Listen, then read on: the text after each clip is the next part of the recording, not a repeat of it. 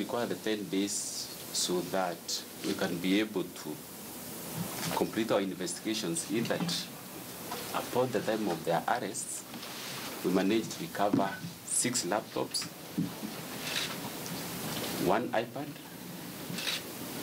1 CPU, and 6 mobile phones, which we intend to take to the cybercrime unit because we suspect, Your Honor, they have vital information which might lead to the arrest of their accomplices, Your Honor.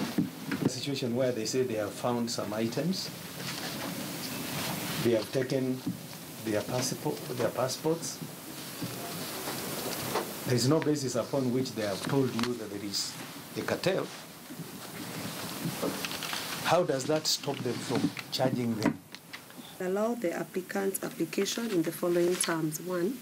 The respondent herein will be detained in Kilimani Police Station for a period of 5 days, pending the conclusion of the investigations currently being carried out. 2.